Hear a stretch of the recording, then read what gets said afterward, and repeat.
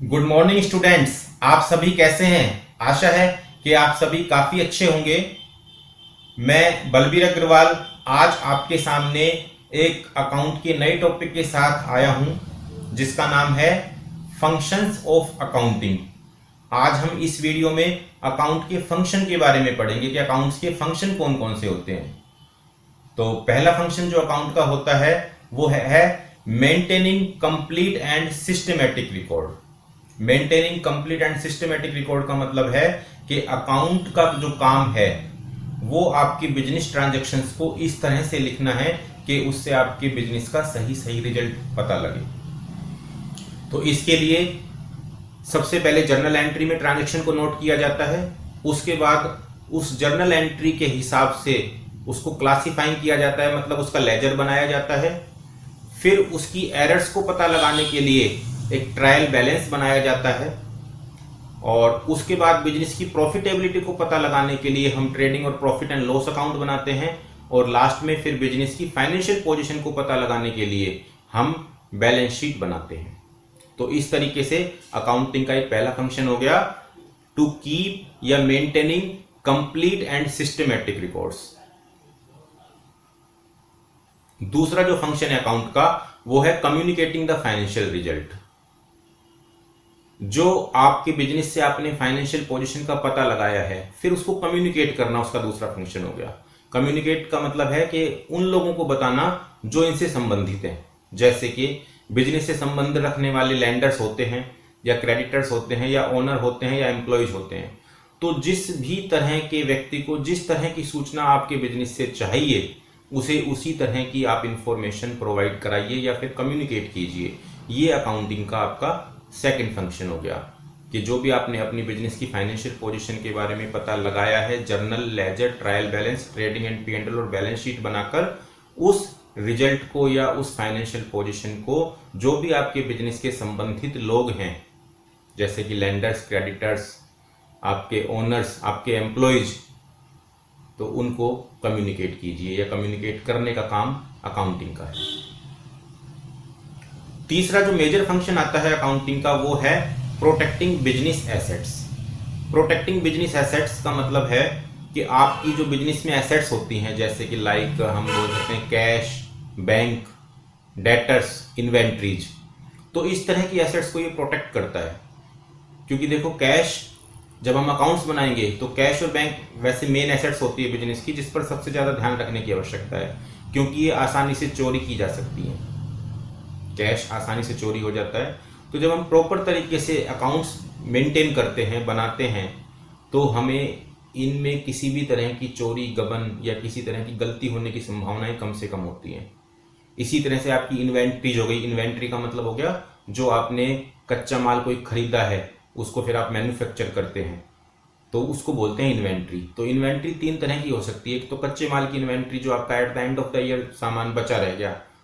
कुछ इन्वेंट्री आपकी हो सकती है जो आपने सामान अभी बनाया है वो पूरी तरह से बना नहीं है, कुछ अधूरा है, उसको हम बोल सकते हैं semi product, inventory of semi product, मतलब या फिर दूसरा नाम हम बोल सकते हैं work in progress, WIP, shortcut में इसको बोलते हैं WIP। और तीसरा हमारा फिनिश गुड्स का भी इन्वेंट्री हो सकती है। फिनिश गुड्स जो हमने पूरी तरह से माल बना लिया है। तो काफ़ी अकाउंट्स में मेथड होते हैं जो अब आगे आने वाली क्लासेज में पढ़ेंगे जैसे कि LIFO method, FIFO method, HIFO method. इस तरह के मेथड्स को यूज करके हम अपनी इन्वेंट्री को प्रोटेक्ट कर सकते हैं।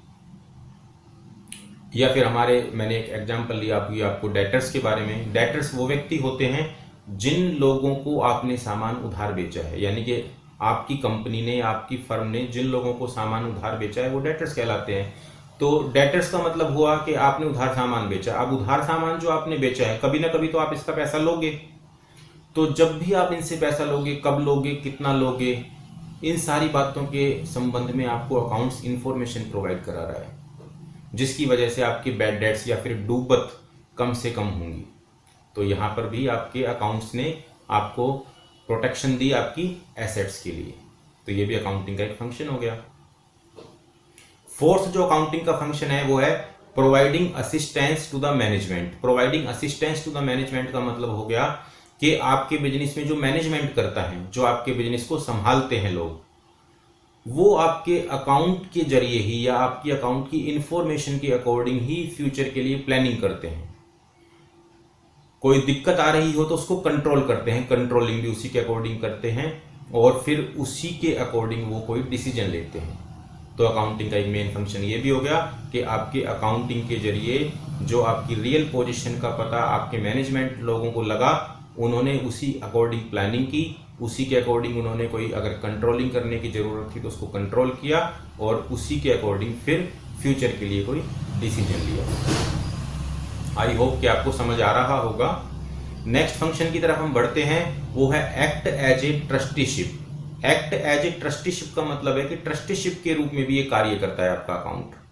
ट्रस्ट का मतलब क्या हो गया? विश्वास, सच बोलना। ट्रस्ट का मतलब आपको पता है इंग्लिश में सच बोलना होता है। तो ट्रस्टीशिप ये एक्चुअल में बड़े बिजनेस जो होते हैं उनके लिए ऐसा होता है, क्योंकि छोटे बिजनेस में तो जो ओनर होता है वही बिजनेस का मैनेजमेंट भी संभाल लेता है, परंतु जो बड़े बिजनेस होते हैं उनमें एक्चुअल में जो मैनेजमेंट करता होता है, उनका जो मुख्य काम होता है वो बिजनेस के फंड को प्रोटेक्ट करना या फिर एक एंटरप्राइज या एक उद्यम के संसाधनों या रिसोर्सेज को अच्छी तरह से मेंटेन करना या उनको कंट्रोल करने का काम दिया जाता है। उनसे ये आशा की जाती है कि ये किसी बिजनेस के फंड को प्रॉपर तरीके से कंट्रोल करके चलेंगे। तो ये काम उन्हीं व्यक्तियों को दिया जाता है जिन पर ओनर भरोसा करता है, ट्रस्ट करता है।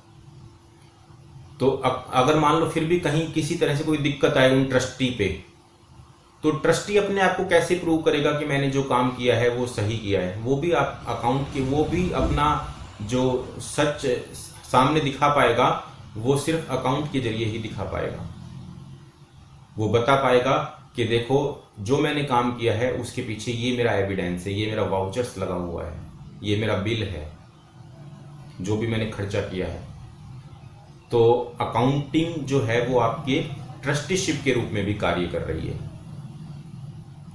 नेक्स्ट जो अकाउंटिंग का फंक्शन आता है वो है useful for a legal needs.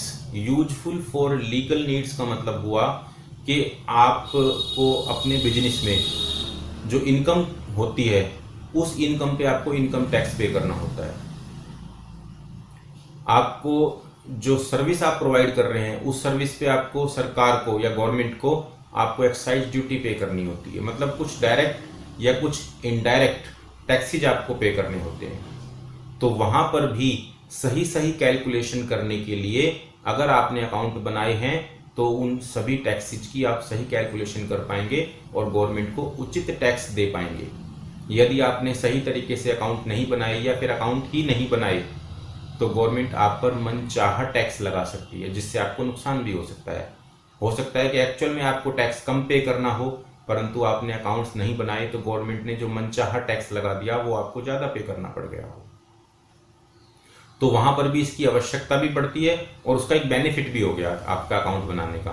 आप इसको बेनिफिट के रूप में भी लिख सकते हो। जब आप अकाउंट्स के बेनिफिट लिखोगे, जैसे अभी हम फंक्शन पढ़ रहे हैं अकाउंटिंग के, अगर आप अकाउंटिंग के बेनिफिट के रूप में भी लिखना चाहो इसको, तो इस वाले पॉइंट को आप अकाउंटिंग के बेनिफिट्स के रूप में भी लिख सकते हो। वैसे तो ये जितने भी पॉइंट्स मैंने आपको भी बताए हैं इनको आप कैरेक्टरिस्टिक्स, ऑब्जेक्टिव और बेनिफिट के रूप में यूज कर सकते हो, बट आपको उसी के अकॉर्डिंग थोड़ा एक्सप्लेन करना पड़ेगा इन्हें। आई होप कि आपको अच्छी तरह से समझ आ रहा होगा। तो बढ़ते हैं हम अपने नेक्स्ट फंक्शन की ओर। अकाउंटिंग का जो नेक्स्ट फंक्शन है वो है fixing responsibility of each department. Fixing responsibility of each department का मतलब हुआ कि आपके बिजनेस में यदि अलग अलग डिपार्टमेंट हैं, जैसे फॉर एग्जांपल मैं आपको समझाता हूँ। आपके बिजनेस में सपोज कीजिए कि 3 तरह का सामान बनता है। चेहरे पर लगाने की क्रीम आप बनाते हो, बालों में लगाने के लिए आप ऑयल बनाते हो, तेल बनाते हो, और नहाने के लिए आप साबुन बनाते हो। अगर आपके बिजनेस की ओवरऑल पोजीशन हम देखते हैं तो ऐसा लगता है कि हमारा बिजनेस काफ़ी प्रॉफिटेबल है, परंतु अगर हमने अलग अलग अकाउंट्स बना के या अकाउंट्स बनाते हैं और उसको देखते हैं तो हो सकता है कि कोई भी एक डिपार्टमेंट या कोई भी 2 डिपार्टमेंट आपके बिजनेस में लॉस पैदा कर रहे हो या आपके प्रॉफिट को बहुत कम कर रहे हो। तो जब आपने अलग अलग अकाउंट्स बना के देखा, अलग अलग डिपार्टमेंट्स के आपने अकाउंट बनाए, तो आपको ये पता लग गया कि कौन सा बिजनेस आपको कम प्रॉफिट दे रहा है या फिर लॉस दे रहा है। तो आप उसी के अकॉर्डिंग उस वाले डिपार्टमेंट पे अपना कंट्रोल कर सकते हो। और अगर कंट्रोल नहीं हो पाता तो कम से कम यदि उसको बंद कर दोगे तो आपकी जो प्रॉफिट की परसेंटेज है वो बढ़ जाएगी। आई होप कि आपको मेरे द्वारा ये जो अकाउंट्स के फंक्शन पढ़ाए गए हैं, जिसे हम कैरेक्टरिस्टिक्स, ऑब्जेक्टिव्स और बेनिफिट्स में भी यूज कर सकते हैं, समझ आए होंगे। फिर भी यदि आपको किसी तरह की कोई प्रॉब्लम लगे कि आपको ये वाला पॉइंट समझ में नहीं आया, ऐसा लगे, तो मुझे कमेंट बॉक्स में ये लिखकर ज़रूर बताइएगा कि आपको इस वाले पॉइंट में दिक्कत है। कोशिश करूँगा कि उसकी एक अलग से वीडियो बना के अलग से डाली जाए उसी पॉइंट के ऊपर। जिस भी तरह की कोई दिक्कत आए आप ज़रूर लिखिएगा अकाउंट से संबंधित। और आपको अगर ये मेरी पढ़ाई हुई वीडियो अच्छी लगे तो प्लीज़ चैनल को लाइक और वीडियो को शेयर ज़रूर कर देना। चैनल को सब्सक्राइब भी ज़रूर कर दीजिएगा ताकि आने वाली जितनी भी वीडियोज हैं वो आपको तुरंत मिल सके। तो आज के लिए इतना ही, मिलते हैं फिर नेक्स्ट वीडियो में। तब तक के लिए बाय बाय। टोरस एजुकेशन संस्थान से संबंधित अधिक जानकारी के लिए आप हमसे संपर्क कर सकते हैं। धन्यवाद। You can contact us for information related to Taurus Education Institute. Thank you.